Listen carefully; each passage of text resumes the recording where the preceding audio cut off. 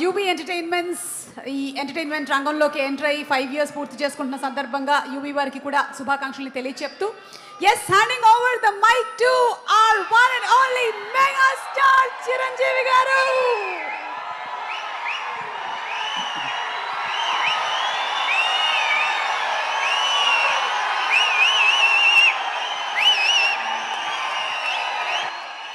Thank you.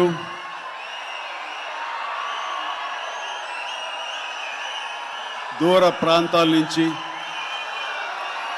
ఇక్కడ ఈ city నుంచి, చుట్టుపక్కల నుంచి, 2 రాష్ట్రాల్లోనే కాకుండా ఇతర రాష్ట్రాల నుంచి కూడా వచ్చేటువంటి ప్రతి ఒక్కరికి మా మెగా ఫ్యాన్స్ అందరికీ హృదయపూర్వక నమస్కారం.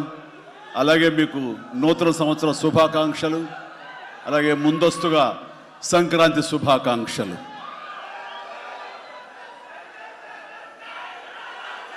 ఇక్కడ నా మిత్రుడు, సోదర సమానుడు, అత్యంత ఆప్తుడు వెంకీ ఆయనతో చేయటం అన్నది నాకు చాలా ఎక్సైటింగ్ ఉంది. దాని గురించి తర్వాత మాట్లాడతాను. ముందుగా ఏంది వెంకీ సంగతి అంటే అదిరిపోద్ది సంక్రాంతి అని, ఏంది బాసు సంగతి అంటే మనదే కదా సంక్రాంతి అని, ఎరగదిద్దాం సంక్రాంతి అని అంటాం. ఇక్కడ ఈ సందర్భంగా ప్రత్యేకించి మనదే కదా సంక్రాంతి, ఎరగదిద్దాం సంక్రాంతి అనేది కేవలం మన శంకర వరప్రసాద్ గారిదే కాదు. ఈ సంక్రాంతి మొత్తం మన తెలుగు పరిశ్రమది అవ్వాలని మనస్ఫూర్తిని కోరుకుంటున్నాను. అందరికీ డార్లింగ్, ఇందా మన అనిల్ చెప్పినా, ఎవరు చెప్పినా, ప్రభాస్ రాజా సాబ్ కానీ,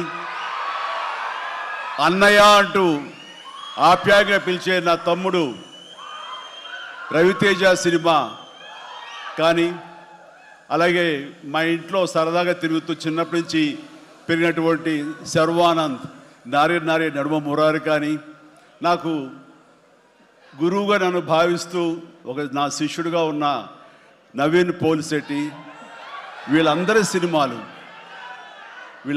సినిమాలు కూడాను ఈ సంక్రాంతికి సూపర్ హిట్ అవ్వాలని, తద్వారా వాళ్ళకి విజయం లభించడమే కాదు, తెలుగు సినిమా పరిశ్రమకు, నిర్మాతలకు, బయ్యర్లకి వీళ్ళందరూ కూడా సుభిక్షంగా ఉన్నప్పుడే అదే నిజమైన సంక్రాంతి. ఆ సంక్రాంతి కావాలనే కోరుకుంటున్నాం, జరుగుతుందని ఆశాభావన వ్యక్తం చేస్తారు. అది మీరు ఇచ్చి తీరుతారన్నటువంటి ప్రగాఢ నమ్మకం అయితే నాకు ఉన్నది. ఈ 2026 సంక్రాంతి తెలుగు పరిశ్రమ మర్చిపోకూడదు. అలాంటి సంక్రాంతి మీరు మాకు ఇవ్వాలి. ఎందుకంటే ఇక్కడ ప్రతి cinema comedy genre, family genre తోటి, ఎంటర్టైన్మెంట్ జోనర్ తోటి పర్ఫెక్ట్ సంక్రాంతికి వచ్చే సినిమాలు ఇవన్నీ, సంక్రాంతికి నచ్చే సినిమాలు ఇవన్నీ. కాబట్టి ఈ సంక్రాంతి అన్ని సినిమాలు బాగా ఆడతాయి అనుకుంటున్నాను. ఆడేలా చేసే బాధ్యత మీది. దయచేసి అన్న సినిమాల్ని థియేటర్కి వెళ్ళే చూడండి, థియేటర్లోనే ఆస్వాదించండి, అలాగే మీరు ఆశీర్వదించండి కూడా. ఆల్ రైట్, ఇక అది ఆ పక్కన పెడితే, చాలా కాలం క్రితం మా దర్శకేంద్రుడు రాఘవేంద్ర గారు ఎప్పుడో మాట్లాడుతుండేవారు, బాబాయ్ నీకు అనిల్ రావుపూడి సినిమాలు ఎన్ని చూసావో తెలియదు కానీ అతని కామెడీ టైమింగ్ కానివ్వండి, అతను హుషారు కానివ్వండి, చూస్తుంటే నాకు మళ్ళీ మీతోటి అతను చేయగలిగితే ఆ ఇద్దరి కాంబినేషన్లో వచ్చేటటువంటి సినిమా అసలు వేరే లెవెల్లో ఉంటుంది. ఐ విష్ మీరు త్వరగా చేయాలని, కలవాలని నేను కోరుకుంటున్నాను. అది ఎప్పుడు వస్తుందో ఏటో తెలియదు. ఎన్నో సంవత్సరాల క్రితం అన్నారు, కానీ సరిగ్గా ఈ సంవత్సరం బిగినింగ్లోనే ఆయన చేతుల మీదుగానే క్లాప్ కొట్టి ఈ సినిమా ప్రారంభించారు. అది ఆయన మనసులో మాట, ఇది పెద్ద సూపర్ హిట్ అవ్వాలి అని చెప్పేసి. ఎందుకంటే ఆయన కామెడీ లైక్ చేస్తారు. ఆయన సినిమాల్లో ఘరానా మొగుడు ఎంత విజయం సాధించిందో అలాంటి విజయం సాధించాలి ఈ సినిమా అంటూ ఆయన ఎన్నోసార్లు నాతో చెప్పుకుంటూ వచ్చారు. ఎన్నోసార్లు సెట్కి రావాలని పిలవేయడం కూడా మీరు అడిగారు, మనమే పిలవలేదు. ఆయన ఎవరైనా హీరోయిన్లు ఉన్నప్పుడు మాత్రమే వస్తాను, ఏదైనా హుషారుగా వస్తుంది అంటుంటారు ఆయన. అది కుదరలేదు ఎందుకో. బట్ ఏమైనా సరే ఈ సినిమా కథ కుదిరింది అని సంక్రాంతికి వస్తున్నాం తర్వాత అనిల్ రావుపూడి నా దగ్గరకు వచ్చి కథాంశం చెప్పినప్పుడు చాలా బాగుంది, ఫ్యామిలీ టచ్ ఉంది, సెంటిమెంట్ ఉంది, చిన్నపిల్లలతో నాకు అటాచ్మెంట్ ఉంది, చాలా హృదయంగా ఉంది, హార్ట్ టచింగ్ సీన్స్ ఉన్నాయి. ఇలాంటి సినిమాకి ఆ కామెడీ జోనర్ సినిమా కలిస్తే కనుక నీ స్టైల్లో చాలా బాగుంటుంది. నాది ఒక ఎస్పీజీ క్యారెక్టర్ కాబట్టి ఇది నేను కొంచెం వైవిధ్యంగా డిఫరెంట్గా చేస్తే కనుక డెఫినెట్లీ బాగుంటుంది. డిజైన్ చేద్దామంటే అస్సలు వైవిధ్యం వద్దండి. మీరు ఏ సినిమాలు అయితే గతంలో చేశారో, ఏ దొంగ మొగుడు, ఘరణ మొగుడు, రౌడీ అల్లుడు, అన్నయ్య, ఇలాంటి సినిమాలు ఏవైతే ఉన్నాయో, ఇది చంటబ్బాయి, నాకు అలా ఉంటే చాలు. ఎందుకంటే అలాంటివి అప్పట్లో జనం చూశారు. వాళ్ళందరూ ఇప్పుడు చాలా పెద్దవాళ్ళు అయిపోయారు. వాళ్ళకి అది గత స్మృతులు, చాలా తీపి జ్ఞాపకాలు. ఇప్పుడున్న జనరేషన్ మీరు అవి ఎలా చేస్తారో కూడా వాళ్ళకి వాళ్ళకి ఏమీ తెలియకపోవచ్చు. కానీ అది ఇది తెలిసిన మధ్యలో పుట్టి మాలాంటి వాళ్ళం అది మళ్ళీ ఈ జనరేషన్ గుర్తు చేసి మీరంటే ఏమిటో తెలియచెప్పాలన్న నా ప్రయత్నానికి మీరు చెయ్యాలి. ఆ విధంగా నేను అన్నందుకు ఐ థింక్ ఓకే. ఇంకా అలా చేయటం అంటే కనుక అది నా కేక్ ఒకటే మీతో అలా చూడాలి నా కోరిక అంటూ ఎప్పుడెప్పుడు సినిమాల్లో ఏమేమి సీన్స్ ఉన్నాయో అవన్నీ కూడా పొందుపరిచి ఒక క్యాప్సూల్లా చేసి ఆయన దాన్ని ఫోన్లో పెట్టుకునేవారు. ఏదైనా ఒక సీన్ ఉంటే కనుక ఈ సీన్ని ఈ సినిమాలో ఉన్న ఈ కామెడీ టైమింగ్తో దీన్ని కన్సీవ్ చేశాను, అలా మీరు చేయాలని. అండ్ ఈ సీను ఈ సినిమాలో ఫలానా సినిమాలో ఘరణ మొగుడులాగా ఇలాగా వైఫ్ తోటి మీరు కన్సీవ్ చేసి అలా చేయాలంటూ చాలా చక్కటి హోంవర్క్ చేసుకుని నా బాడీకి నాకు ఏది కంఫర్టబుల్లో ఆ విధంగా తను ఆ సీన్స్ని కన్సీవ్ చేసుకుంటూ చాలా చాలా సరదాగా చేసుకుంటూ వచ్చాం. ఈ సినిమాలో నవీన్ మన అనిల్తో చేయటం అనేది నాకు ఒక చక్కటి ఎక్స్పీరియన్స్. అంటే ఈ ఎక్స్పీరియన్స్ ఎలాంటిది అంటే సినిమా షూటింగ్ అయిపోయిన ఆఖరి రోజున చాలా ఎమోషనల్గా ఫీల్ అయ్యాను నేను. ఎందుకంటే ఏదైనా ఒక సినిమా అయ్యిందంటే అబ్బా చాలరా అయిపోయింది, ఇంక చాలు గుమ్మడిగా కొట్టేస్తారు, ఇంక మనం వేరే సినిమా షిఫ్ట్ అయిపోవచ్చు అన్న ఆ మూడ్లో ఉంటాం. కానీ సినిమా అయ్యే రోజున ఆఖరి రోజు అయితే కనుక నేను ఈ కాలేజీ వదిలేసి వెళ్ళిపోయి ఆఖరికి చూడండి ఫేర్వెల్ పార్టీ అప్పుడు అందరూ ఒకళ్ళొకరు ఎమోషనల్గా ఉంటారు. వేరే మళ్ళీ ఎప్పుడు కలుస్తారో ఎలా కలుస్తారో తెలియని పరిస్థితి. అలాంటి ఎమోషన్ ఎందుకో లోనయ్యాను. అది నాకు ఎప్పుడు అంతకుముందు అనుభవంలో రాలేదు, ఎప్పుడు లేదు నాకు.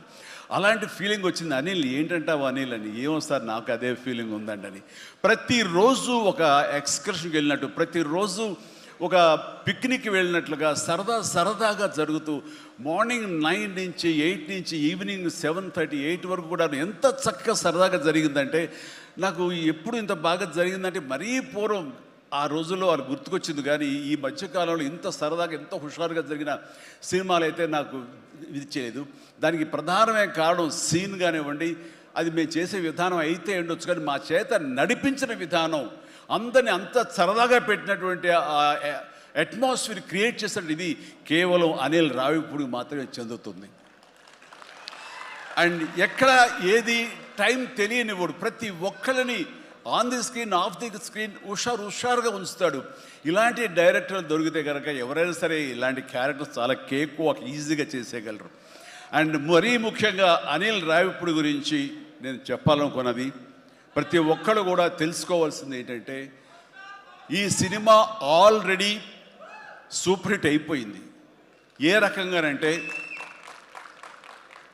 బడ్జెట్ పరంగా విత్ ఇన్ ది లిమిట్, అలాగే డేస్ పరంగా అనుకున్న దానికంటే తక్కువ రోజుల్లో ఇది అత్యద్భుతంగా తీయగలిగాడు. ఒక సినిమా సూపర్ హిట్ అయిందని ఎలా చెప్పగలమంటే డైరెక్టర్ మొత్తం తన గ్రిప్లో ఉంచుకుని అది బడ్జెట్ దాటనివ్వకుండా విత్ ఇన్ ది టైం చేయగలటం అనేది ఆ సినిమాకి అది మొదటి సక్సెస్. ఎన్ని సినిమాలు ఈ రకంగా ఉన్నాయో చెప్పండి అంటే చాలా తక్కువగా మనం లెక్క పెట్టుకోవాలి.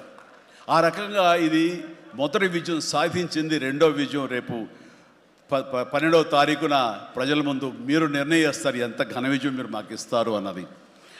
ఇక ఈ సినిమా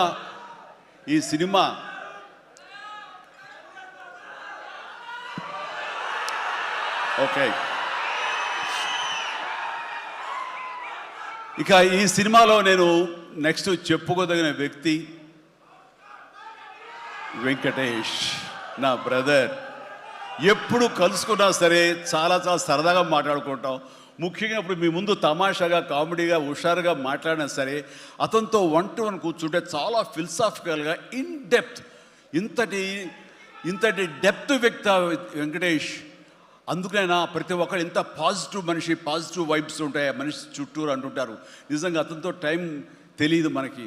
ఎంతో తన ఏజ్కి మించినటువంటి విషయాలు తెలియజేస్తూ జీవితం యొక్క పరమావధి ఏంటి, జీవితం ఎలా ఉండాలి, ఎంత పీస్ఫుల్గా ఉండాలి చెబుతుంటే కనుక నాకు మోడర్న్ డ్రెస్ వేసుకున్న చిన్న సైజు గురువులాగా అనిపిస్తుంటాడు వెంకటేష్. నిజం. సో అలాగా సినిమా జీవితాన్ని, తన వ్యక్తిగత జీవితాన్ని రెండు బ్యాలెన్స్ చేసుకుంటూ చాలా చక్కగా ముందుకు సాగుతూ ఎంతో ఇన్స్పైర్గా ఉంటుంది వెంకటేష్. ఇక ఈ సినిమాకి వచ్చేసరికి ఎలా కుదిరింది, ఇందాక అనిల్ రావు ఇప్పుడు చెప్పాడు, ఆ హింట్ ఇచ్చింది మీ ఇద్దరం కలిపి చేసేలాగా ఏదైనా ఒక ఎపిసోడ్ క్రియేట్ చేసి అక్కడ వినియోగించుకుందాం, మా ఇద్దరు కాంబినేషన్ సినిమాకు ఉపయోగపడే విధంగా సినిమాలో అంతర్భాగంగా ఉండేలాగా అన్నందుకు అని చెప్పిన విషయం. ఎలాగా ఇదేంటంటే ఒక ఐదేళ్ల క్రితం అనుకుంటా మీ ఇద్దరం అమెరికా వెళ్ళాం, లాస్ ఏంజల్స్ వెళ్ళినప్పుడు అక్కడ మిత్రుడి ఇంట్లో కూర్చున్నప్పుడు అంత ఎదురు బదురు కూర్చొని పిచ్చాపాటి మాట్లాడుకుంటుండగా వాళ్ళు ఎవరు అబ్బా మీ ఇద్దరు చూస్తుంటే చాలా బాగుందండి, ఒక స్టిల్ తీసుకుంటామంటూ వాళ్ళు స్టిల్ దిగిపోతుంటే అక్కడ తీయదు చిరంజీవి కూర్చుంటారు, నేను నిలబడతాను అని చెప్పేసాడు. అదేంటి వెంకీ అలా కాదు, నేను నిలబడతాను అన్నాను. లేదు ఇది నా మైండ్ లోపల ఎప్పటి నుంచో మీరు అట్లా బాస్లో కూర్చుంటే కనుక కాలు మీద కాలు వేసుకుని నేను వెనకాల నిలబడి ఉంటాను. ఇది ఒక మంచి స్టోరీకి స్టిల్ లీడ్ అవ్వాలి అంటే మన హాలీవుడ్ గాడ్ ఫాదర్ చూసారా, మెర్లిన్ బ్రాండో అండ్ ఆల్ పచినో అలాంటి క్యారెక్టరైజేషన్స్. వెంకీ నువ్వు వెళ్ళి వాడు నరుకురా అంటే నువ్వు వెళ్ళి మ్యాస్గా నరికి వచ్చేస్తారు. అంటే తనకి ఎప్పటి నుంచి ఉందో అలాంటి జోనర్ సినిమా చేయాలి, మా ఇద్దరు కాంబినేషన్ చేయాలన్న కోరిక ఉందో ఆయన వ్యక్తపరిచేసరికి నేను చాలా ముచ్చట పడిపోయాను. అదేవిధంగా స్టిల్స్ కూడా మేము దిగాము, అది ఎవరు లీక్ చేస్తారో నేనైతే లీక్ చేయలేదు, అది బయటకు వెళ్ళిపోయింది ఆ స్టిల్స్. అండ్ అలాగా అది నా మైండ్లో పడేసరికి అప్పటి నుంచి ఈ అవకాశం ఈ సినిమాలో వస్తుంది. ఆల్రెడీ వెంకీతోటి తన మంచి సినిమా ఇచ్చాడు అనిల్ రావుపూడి, తను మాత్రమే ఇద్దరిని జస్టిఫై చేయగలడు, ఇద్దరికి న్యాయం చేయగలడు అనే ఉద్దేశంతో నేను తనకి హింట్ ఇచ్చినందుకు దాన్ని అత్యద్భుతంగా డిజైన్ చేశాడు. ఎలాగంటే ఇద్దరు దీంట్లో చెప్పలేవే లీక్ చేస్తాను భయంగా ఉంది, ఎందుకంటే ఇలా వదిలేస్తే మొత్తం స్టోరీ అంతా డైలాగ్ చెప్తాను నేను, అది బాగుండదు, మీకు అక్కడ థియేటర్లో చూసి ఎంజాయ్ చేయండి, అంత బాగుంది. అయితే వెంకితోటి నేను సినిమా షూటింగ్ చేస్తాను లేదు, ప్రతిరోజు ఇద్దరు పిచ్చిగా చేసావు, ఎంత ఎంజాయ్ చేసావంటే మీకు వీళ్ళు సినిమా యాక్టింగ్ చేసేట్టు ఉండదు, ఇద్దరు కలిపి అల్లరి కుర్రవాళ్ళలాగా ఆ సెట్లో చేసావు, అదే క్యాప్చర్ చేశాడు, అది బాగా పండుతుంది. రేపు మీరు కూడా థియేటర్స్లో దాన్ని మీరు ఆస్వాదిస్తారు, డెఫినెట్గా ఎంజాయ్ చేస్తారు. అండ్ డెఫినెట్లీ లాస్ట్ ఫేజ్ వచ్చేసరికి సినిమా ఎక్కడికో లేచిపోతుందంటలో ఎలాంటి సందేహం లేదు.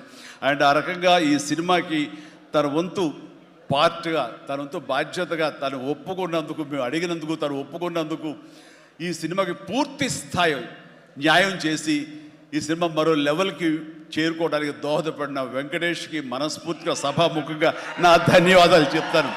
ఏంది వెంకీ అంత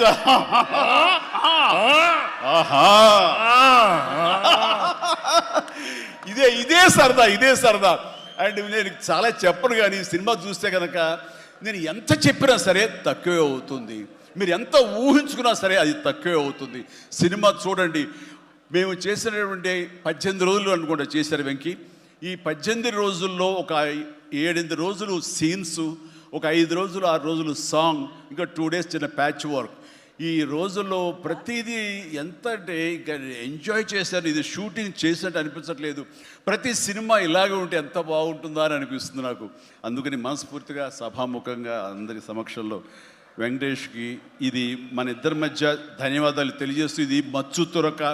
ఇందాక అనిల్ రావిపూడి అడిగినట్లుగా ఈ కాంబినేషన్ ఫుల్ ఫ్లెడ్జ్డ్గా ఎప్పుడు దొరుకుతుందంటే వెంకీ నేను రెడీ. అండ్ అనిల్ రావిపూడి ఎవరో ఎందుకు, ఈ అవకాశం నువ్వే తీసుకుని ఖచ్చితంగా నువ్వు స్టోరీ రాసుకో. మీ ఇద్దరం ఇదే ప్రాణం పెట్టి, ఇదే హుషారు పెట్టి, ఇదే గిలిగిద్దలతో మీకు సినిమా చేసి పెడతాం. కానివ్వండి, ఎప్పుడు వస్తుందో తెలియదు. తర్వాత అలాగే నయనతార ఈ సినిమాలో ఏం చేశాడో, ఎలా ఒప్పించాడో కానీ మన అనిల్ రావిపూడి అంతకుముందు 2 సినిమాలు చేశాను, తెలుగు గాడ్ ఫాదర్ కానివ్వండి, లేకపోతే సైరా కానివ్వండి. ఆ సినిమాలో తను చాలా గుమ్మరంగా ఉంటుంది, తను పని చేసుకుంటుంది, డిగ్నిఫైడ్గా ఉంటుంది, వెళుతుంది. కానీ మళ్ళీ అసలు ఈ సినిమాలో అయితే ఎంత సరదాగా కలిసిపోయిందో, ఓ ఫ్యామిలీ గర్ల్ లాగా మాతో కలిసిపోయి మా కుటుంబ సభ్యురాల్లాగా తను ఉండి ఎంత సరదాగా చేసిందో. నేను అన్నాను, ఏంటి అనిల్ ఏం చేసిందో, ఏం మాట్లాడావు, ఏం కన్విన్స్ చేసావు, తను ఇవన్నీ ఒప్పుకోవడం ఏంటి, ప్రమోస్కు రావడం ఏంటి, అడగగానే తను చాలా రెచ్చిపోయి అసలు నయనతార నుంచి కొత్త నయనతారలా కనబడి చేసావు, ఏం చేసావంటే అడగండి సార్ కొనుక్కొని అంతే. అంటే నా ఉద్దేశం అటు ఇటు తిరిగేదిరా. ఏం చేశాడో తెలియదు కానీ డెఫినెట్లీ ఆ అమ్మాయి అంత ఇష్టపడుతుంది. అండ్ నయనతారని అంత ఇదిగా గుడ్ హ్యూమర్లో పెడతాడు, సరదా కబుర్లు చెప్తాడు. అండ్ తను పని చేసుకుని సీరియస్గా ఉండే మనిషి కాదు కాబట్టి వాళ్ళు కూడా అంత ఇదిగా లైక్ చేస్తారు. కాబట్టి తను ఏది అడిగినా వెంటనే ఎలాంటి ఇన్హిబిషన్ లేకుండా వాళ్ళు ఒప్పుకుంటారు. అదే జరిగింది, అంత గుడ్ హ్యూమర్లో పెట్టాడు కాబట్టి ఈ సినిమాకి ఆ అమ్మాయి యాడెడ్ అట్రాక్షన్ అయ్యింది. నయనతార ఇందులో కనిపించిన తీరు కానీ, తను చేసిన విధానం కానీ, ఆ సోఫిస్టికేషన్ యాక్టింగ్ కానీ, భారీగా తను నటించి మెప్పించింది కానీ వావ్ బాగుంది. అంటే ఆ అమ్మాయే లేకపోయి ఉంటే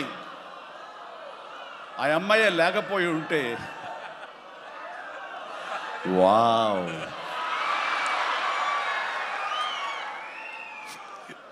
ఇది కూడా క్యాప్చర్ చేస్తాడు. ఈ వావ్ ఎక్కడొస్తుందో మీకు సినిమా చూస్తే తెలుస్తుంది. లీక్ చేసేసాను. All right. సో ఆ అమ్మాయి నయనతారతోటి అంత బాగా చేయించాడు.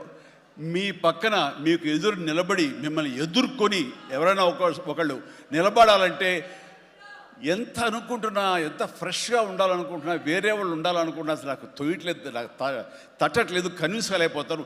ఖచ్చితంగా నయనతార ఉండి తీరాల్సిందేనండి, ఎంతైనా సరే ఎలాగైనా సరే అన్నాడు. ఆ అమ్మాయిని తీసుకొచ్చారు, ఒప్పించారు. ఆ అమ్మాయి కూడా అంతా కోఆపరేట్ చేసింది.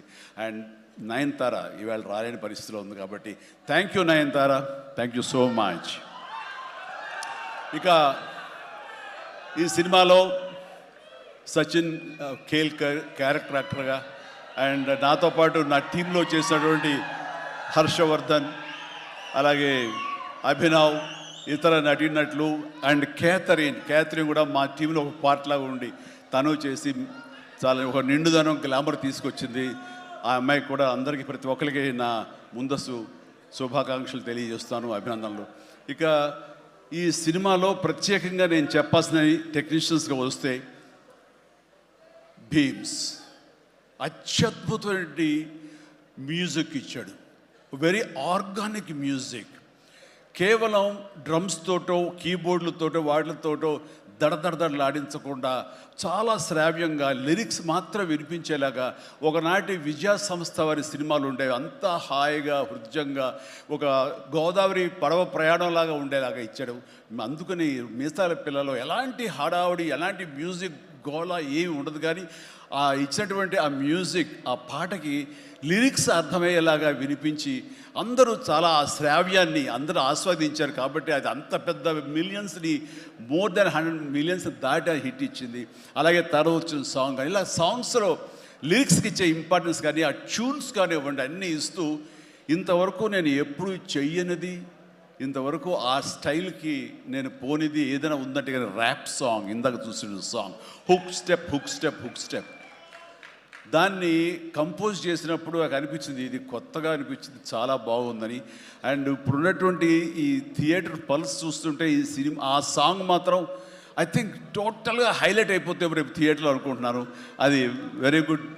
ఎందుకంటే ఆ సాంగ్ విన్న తర్వాత, ఆ సాంగ్ వింటుండగా ఎదురుగా ఉన్న వెంకటేష్ ఆపుకోలేక డ్యాన్స్ చేశారంటే అదే చాలు. ఇక ప్రతి ఒక్కడు అదే స్ఫూర్తితోటి ప్రతి ఈ సినిమాని, ఈ సాంగ్ని ఆస్వాదిస్తారు. అలాగా సాంగ్స్గా అన్నీ అత్యద్భుతంగా ఇచ్చినటువంటి మన భీమ్స్కి ప్రత్యేకించి, ఆ తర్వాత ప్రతి ఒక్కరు చిరంజీవిని ఇంత గ్లామర్గా ఉన్నాడు, చిరంజీవిని ఇంత ట్రిమ్గా ఉన్నాడు, ఇంత ఇదిగా ఉన్నాడు, ఎలా తగ్గాడు. నా వ్యక్తిగతంగా నేను చేసిన ప్రయత్నాలు పక్కన పెడితే తెర మీద అంత బాగా కనపడడానికి ప్రత్యేకించి మా డిఓపి, మా కెమెరామెన్ మన సమీర్ రెడ్డి చాలా చాలా బాగా చేశాడు.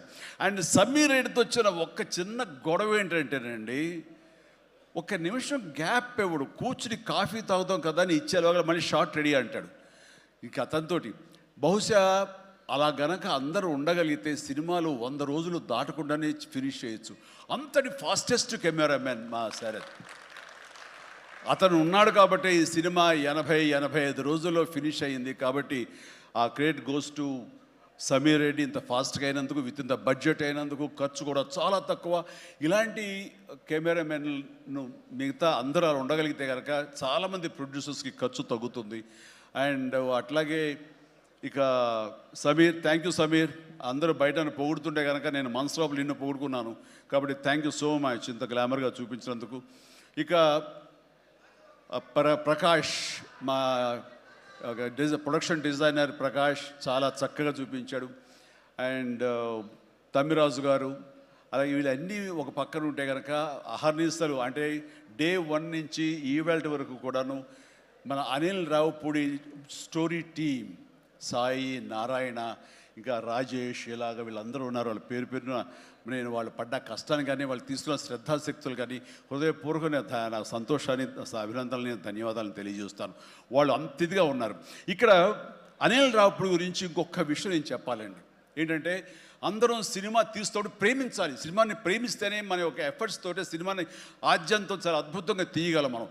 అయితే సినిమా తీస్తున్నంతసేపు ఎంత ప్రేమిస్తాడో, ఎంత ఇష్టపడతాడో, ఎంత ఎంజాయ్ చేస్తాడో, అంత బాగా మన నుంచి యాక్టింగ్ రాబడతాడో, అంతకంత సినిమా పూర్తయిన తర్వాత కేవలం దానికి బాగుందా లేదా అని మళ్ళీ ఒకసారి తనుగా సమీక్షించుకున్నప్పుడు ప్రతిపక్ష నేత అయిపోతాడు. ఎదురెళ్ళిపోయి ఈ సినిమా ఎందుకు చూడాలి, ఈ సీన్ ఎందుకు వాళ్ళు ఎంజాయ్ చేయాలి, ఈ సీన్ ఎందుకు ఇంత ఇదైంది, ఇంత లెంగ్త్ అవసరమా అని దాని మీద దాన్ని ఏమాత్రం ప్రేమించకుండా చాలా కఠినంగా ఎక్కడ లెంగ్త్లు ఎక్కువైనా సరే అన్నీ కూడా తీసేసి దాన్ని క్రిస్ప్ చేయడానికి కానీ, ఆ సినిమా ఎంతవరకు అలరిస్తుందో అలరించేందుకు కానీ అన్ని రకాల ప్రయత్నాలు చేస్తాను. నాకు నచ్చింది అది. ఎందుకంటే నిన్న మొన్న వచ్చి ఒక మెయిన్ ఎపిసోడ్ ఏదో లేపేసావు, లేదు లేపేసావు అని అడిగాను. లేదు, అది కథకి అడ్డొస్తుంది, స్టోరీ నేరేషన్కి అది అడ్డుపడుతుంది కాబట్టి తీసేసారన్నాడు. అలా తీయాలంటే గట్స్ కావాలి. ఎంతో కొంత అన్ని రోజులు ఎఫర్ట్ చేసాము, అది అవసరమా, అది వాళ్ళు తీసేసి ఏమనుకుంటా ఎలాంటి ఇది లేకుండా ఖచ్చితంగా నిష్కర్షగా దాన్ని తీసి అవతల పడేసాడు. దానివల్ల సినిమా పేస్ పెరిగిపోతుంది, సినిమా పరిగెడుతుంది, అండ్ ఎక్కడ ఆగట్లేదు, ఆలోచింప చేసుకునే విధంగా ఉండదు, ఎంజాయ్ చేయడం తప్ప. ఆ రకంగా సినిమాని ఎంత ప్రేమించి చేస్తామో ఆ తర్వాత అది ఫైనల్ వెర్షన్ బిఫోర్ ఆడియన్స్ దగ్గర వెళ్ళేటప్పుడు మనమే దాన్ని క్రిటిసైజ్ లాగా, క్రిటిక్ లాగా దాన్ని మనమే ప్రతిపక్ష హోదాలో ఉండి దాన్ని అన్ని రకాలుగా ట్రిమ్ చేసుకోగలిగితే అన్ని సినిమాలు చాలా బాగుంటాయని అనుకుంటున్నాను. అండ్ ఈ సందర్భంగా ఇక ఏమి లేదు, last but not least producers Sahu Garapati చిన్నవాడైనా సరే చాలా గుంభనంగా ఉంటాడు. ఎంతసేపటికి ఆ వర్క్ మీద తన ఇన్పుట్స్ ఏమి ఇవ్వాలనే దాని మీద ఆ ప్రయత్నాలు చేసుకుంటూ చాలా క్వైట్గా ఉంటాడు. ఎక్కడ కూడా ఏ రోజు కూడా ఏంటిది జాప్యం ఏంటి, లేట్ ఏంటి అనేది ఏమి లేకుండా అంత కంఫర్టబుల్గా మా అందరికీ ఏర్పాటు చేశారు. దానికి ఆయన ఎఫర్ట్స్ కానీ ఆయనకున్న ఆ లిటిల్ ఎక్స్పీరియన్స్లో తనకు ఉన్నదానికి దీనికి మనస్ఫూర్తిగా సాహు ప్రత్యేకించి నా హృదయపూర్వక ధన్యవాదాలు. మంచి ప్రొడ్యూసర్ని నాకు అందించినందుకు మీకు నా ధన్యవాదాలు తెలియజేస్తాను. అండ్ అలాగే ఇంకా నా బిడ్డ సుష్మిత, తను ఈ సినిమా నేను చెయ్యాలి, ఈ పరిశ్రమ రావాలి అనుకున్నప్పుడు ఈ పరిశ్రమ ఖచ్చితంగా ఆదరిస్తుంది అని అనుకున్నప్పుడు ఒకటి మీరు కష్టపడి పనిచేస్తే కనుక ఇక్కడ రిజల్ట్ బాగుంటుంది, ఇక్కడ ఖచ్చితంగా మీకు ఆదరణ లభిస్తుంది, మీరు సక్సెస్ అవుతారని చెప్పినప్పుడు కష్టం అనేది నేను చిన్నప్పటి నుంచి ఇంట్లో చూశాను. అలాంటి నేను కష్టపడడానికి ఏమాత్రం నెరవను, ఏమాత్రం బెదరను, ఖచ్చితంగా చేస్తానంటూ ఈ సినిమా తనతోటి చెయ్యమ్మా, ఇద్దరు కలిపి చాలా మంచి కాంబినేషన్ అవుతుంది అనుకున్నప్పుడు ఆ సాహు గారు పడి తను బెస్ట్ కాంబినేషన్లో ఈ సినిమాని చేసి ఈ సినిమాలో ఒకసారి అయ్యో ఎందుకు ఇంత కష్టపడుతుంది, ఇంత కష్టం అవసరమా నాకు అనిపిస్తుంది తండ్రిగా. కానీ ఒక బిడ్డగా కేవలం ప్రొడ్యూసర్గా నేను మా నాన్నని, మా హీరోని నేను ఇంప్రెస్ చేయాలి, ఆయన ద బెస్ట్ నేను ఇవ్వాలి ఈ సినిమా అంటూ తను కూడా ఈ సినిమాలో ఒక మామూలు టెక్నీషియన్ లాగా, మామూలు ప్రొడ్యూసర్ లాగా తనంత కష్టపడి చేసింది. నేను ఒకటే సంతోషిస్తాను, తనకి అన్ని విధాలుగా అన్ని కంఫర్ట్స్ ఉన్నాయి, అన్ని రకాలుగాను తను ఈ సినిమాలు చేయాల్సిన అవసరం లేదు. తను తన ఫ్యామిలీని చూసుకుంటుంటే కనుక గడిచిపోతుంది ఈ జీవితం అంతా. కానీ అలా కాదు, నేనేదో సాధించాలి, నువ్వు సాధించి చూపించావు, లైఫ్లో ఎంతోమంది మార్గదర్శకంగా ఉన్నావు, అలాంటి నిన్ను ఆదర్శంగా తీసుకుని మేము ప్రూవ్ చేయాలి అనే దాంట్లో ఉంది. అండ్ అలా చేస్తూ ఈ రోజున ఈ సినిమా డెఫినెట్లీ హిట్ అవుతుంది. ఇలాంటి గర్వకారణమైన సినిమాని తండ్రిగా నాకు గిఫ్ట్ ఇచ్చినట్టుగా తను భావిస్తుంది. ఆ సంతోషం తను పొందుతున్నాను నాకు తెలుసు.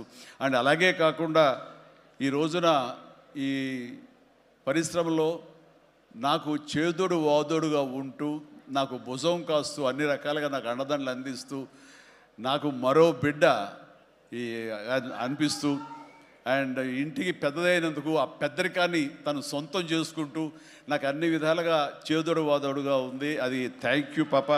అందరి ముందు ఇటుపక్కన అమ్మ ఇటుపక్కన ఉంది. ఇది రామ్ చరణ్తో పాటు నాకు మరొక బిడ్డ. అలాగే మా చిన్న పాప కూడా అక్కడ టీవీ చూస్తుంటేమో. థ్యాంక్ యూ నాన్న. ప్లీజ్ ఇదే రకంగా ఉండండి, ఇదే కష్టాన్ని నమ్ముకోండి. ఖచ్చితంగా భగవంతుడు మీకు ఆశీస్సులు అందజేసి ఇలాంటి విజన్ ఇస్తాడు. అండ్ మేము ఎంత ఇచ్చామన్నది కాదు పాప, మీరు ఎంత సాధించుకున్నారు అనేది నాకు మరింత గర్వంగా అనిపిస్తుంది. నువ్వు ఆ దిశగా వెళ్తావు. All the very best. ఆ తర్వాత ఇక్కడ చాలా దూరం వచ్చారు, మీరు అందరూ కూడా చాలా జాగ్రత్తగా వెళ్ళండి. మీ తల్లిదండ్రులు అందరూ కూడాను మిమ్మల్ని చూసి ఆనందపడాలి. మీ యొక్క సుదీర్ఘమైన జీవితాన్ని చూసి వాళ్ళు ముచ్చట పడాలి. అండ్ ప్రతి వాళ్ళు ఏదైనా సాధించాలనే ఒక దీంతో ఉండాలి. కాబట్టి నాకు తెలుసు నా అభిమానులు ఎప్పుడు కూడా నన్ను ఇన్స్పిరేషన్గా తీసుకుని మీరు అభివృద్ధిలోకి వస్తారని తెలుసు. And thank you. ఇదే అభిమానం, ప్రేమ మీరు నా మీద ఎప్పుడు చూపించాలి. Thank you so much. I love you all.